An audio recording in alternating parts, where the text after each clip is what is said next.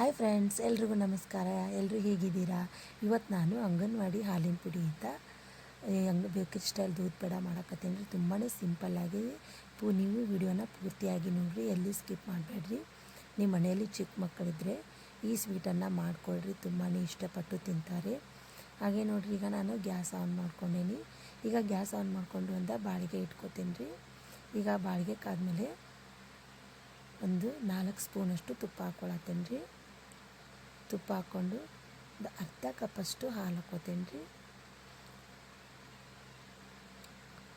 ಹಾಕ್ಕೊಂಡು ಚೆನ್ನಾಗಿ ಮಿಕ್ಸ್ ಮಾಡ್ಕೋಬೇಕು. ಮಿಕ್ಸ್ ಮಾಡ್ಕೊಂಡ್ಮೇಲೆ ನೋಡಿರಿ, ನಾನು 2 ಕಪ್ಪಷ್ಟು ಹಾಲಿನ ಪುಡಿ ಹಾಕ್ಕೊಂಡೀನಿ ರೀ.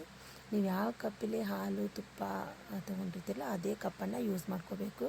ಒಂದೇ ಮೆಜರ್ಮೆಂಟಲ್ಲೇ ನೀವು ಹಾಕ್ಕೋಬೇಕು ಹಾಲಿನ ಪುಡಿನ. ಈಗ ನೋಡಿರಿ, ಚೆನ್ನಾಗಿ ಅದನ್ನು ಮಿಕ್ಸ್ ಮಾಡ್ಕೋಬೇಕು.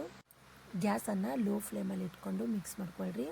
ಗ್ಯಾಸನ್ನು ನೀವು ಜೋರಿಟ್ಬಿಟ್ರೆ ಅದು ಹಾಲಿನ ಪುಡಿ ಅಲ್ಲ, ಹಾಗಾಗಿ ಹೊತ್ತು ಬಿಟ್ಟರೆ ದೂದ್ ಪೇಡ ಚೆನ್ನಾಗಿಯೂ ಬರೋದಿಲ್ಲ. ನೋಡಿರಿ, ಸೈಡ್ಗೆಲ್ಲ ತುಪ್ಪ ರಿಲೀಸ್ ಆಗಬೇಕು, ಅಲ್ಲಿವರೆಗೂ ನೀವು ಇದನ್ನು ಫ್ರೈ ಮಾಡ್ಕೋಬೇಕು. ಮನೆಯಲ್ಲಿ ಮಕ್ಕಳಿದ್ರೆ ಈ ರೆಸಿಪಿನ ಮಾಡಿಕೊಡ್ರಿ, ಇಷ್ಟಪಟ್ಟು ತಿಂತಾರೆ. ಹಾಗಾಗಿ ಹೆಲ್ದಿಯಾಗಿರುತ್ತೆ. ನೀವು ಹೊರಗಡೆ ಹೋಗಿ ಇದನ್ನು ನೀವು ತಂದು ಕೊಟ್ಟರೆ ಅವು ಹೆಲ್ದಿಯಾಗಿರಲ್ಲ, ಹಾಗೆ ಅನ್ಹೈಜಿನಾಗಿ ಇರುತ್ತೆ. ನೀವು ಮನೇಲಿ ಮಾಡ್ಕೊಂಡು ತಿನ್ನಿರಿ, ಇಷ್ಟಪಟ್ಟು ತಿಂತಾರೆ ಮಕ್ಕಳು. ಇಲ್ಲಿ ನೋಡಿರಿ, ನಾನು ಅರ್ಧ ಕಪ್ಪಷ್ಟು ಸಕ್ಕರೆ ತೊಗೊಂಡೇನಿ ರೀ. ನಿಮ್ಗೆ ಎಷ್ಟು ಸ್ವೀಟ್ ಬೇಕು ನೋಡಿರಿ ಅಷ್ಟು ತೊಗೊಳ್ರಿ. ಹಾಗೆ ಬೇಕಾದರೆ ನೀವು ಸಣ್ಣದಾಗಿರುತ್ತಲ್ಲ ಆ ಸಕ್ಕರೆ ಬೇಕಾದರೂ ಹಾಕ್ಕೋಬೋದು, ಸಕ್ಕರೆ ಪುಡಿ ಆದರೂ ಹಾಕ್ಕೋಬೋದು, ಅದು ನಿಮ್ಮ ಇಷ್ಟ. ಈಗ ನೋಡಿರಿ, ಸಕ್ಕರೆನ ಚೆನ್ನಾಗಿ ಕರಗಿಸ್ಕೋಬೇಕು.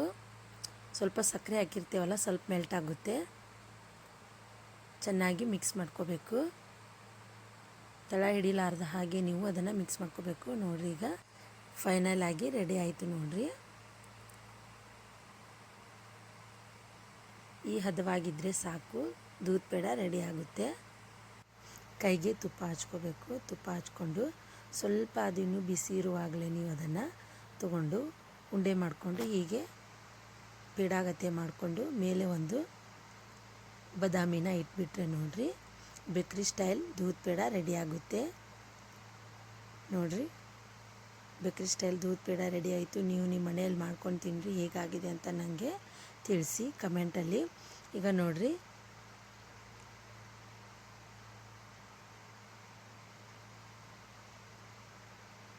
ಸೇಮ್ ಬೇಕ್ರಿ ಸ್ಟೈಲ್ ನೋಡಿದ್ರೂ ಹಾಗೆ ಇರುತ್ತೆ, ರುಚಿನೂ ಸೇಮ್ ಬೇಕ್ರಿ ಸ್ಟೈಲಾಗೇ ಇರುತ್ತೆ. ನೀವು ಮಾಡ್ಕೊಂಡು ತಿನ್ನಿರಿ.